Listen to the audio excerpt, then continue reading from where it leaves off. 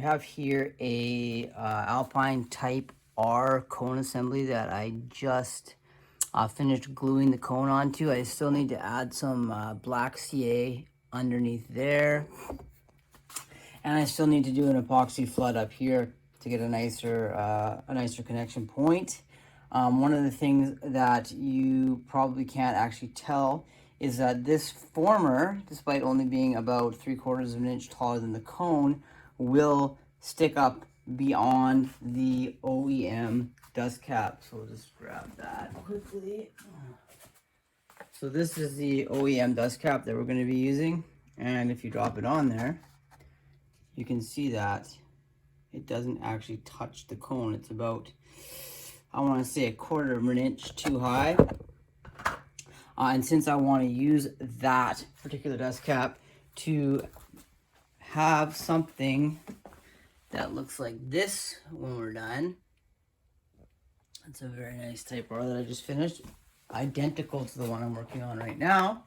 I'm going to need to cut the former. Now, I have made another video about cutting formers, but I came up with an alternative approach on how to execute that and how to shorten your formers. So I am going to demonstrate the new approach that I have come up with. It's much easier, except you can only do it to cones that are not attached to baskets. If it's the tool that I made for cutting them will actually work on some once they're actually installed in the baskets, because you cut them from above, whereas the new approach is cutting from the bottom. So I will show you how I do that.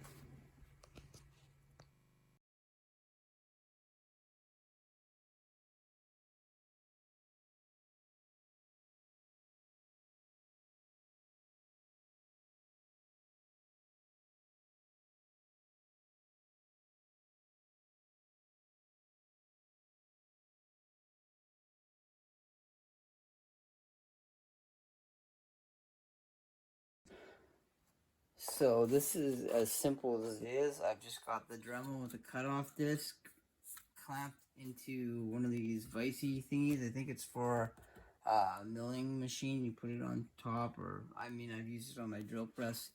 Whatever, doesn't matter. It gives you the opportunity to adjust the exact height of what you're cutting. In this case, the voice coil former. I just drop it on here like so. As you can see, the blade is currently on stupid cords. I'm sticking in the way, but sweet. But as you can see, the height is far too high.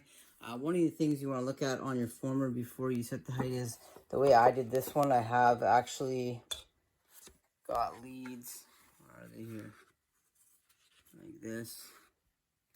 Right there, running around the outside of the former. So you don't want to cut below that height, because you'll chop your lead off, and then you won't obviously have a complete circuit for the voice coil. So what we're going to do is we're going to, that's funny, oh, that's just the solder connection. Screwed that a bunch of times. Okay, so we're going to put this on here. We're going to loosen the vise so that we can lower this guy. And we're going to figure out exactly, I think we want to take about 1/4 inch off, so about that much more. That is not quite enough, so we're going to lower it a bit more. So now I've got the height set to run the blade around the inside of the former. We will speed this up and maybe play some music or something like that, and see how that goes.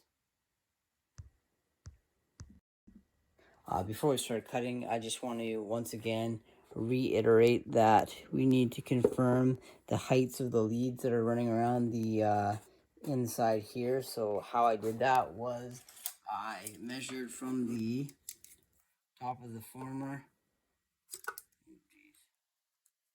down to the blade, and then from the top of the former to make sure that I was well above the lead. I'm about almost 1/4 of an inch above the lead, so we know I'm not going to hit that. So let's cut that off.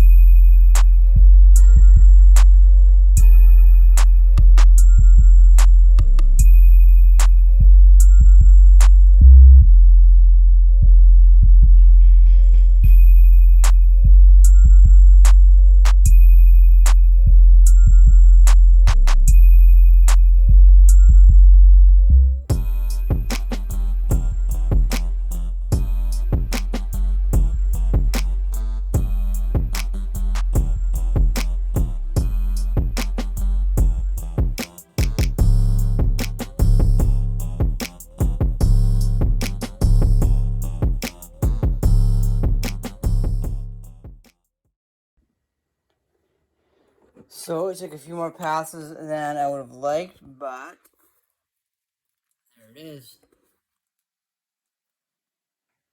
Cut down closer to the cone and ready to be flooded with epoxy.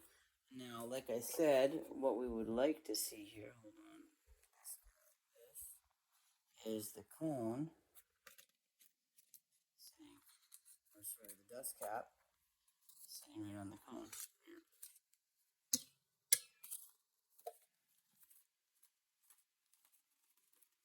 But anyway, knowing that is in fact not in the Briscoe funnel. So that is good.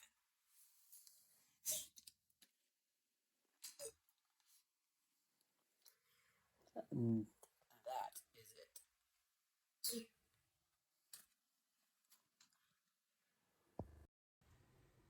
As always, thank you for checking out this video. We look forward to seeing you on the next one. Stay beautiful.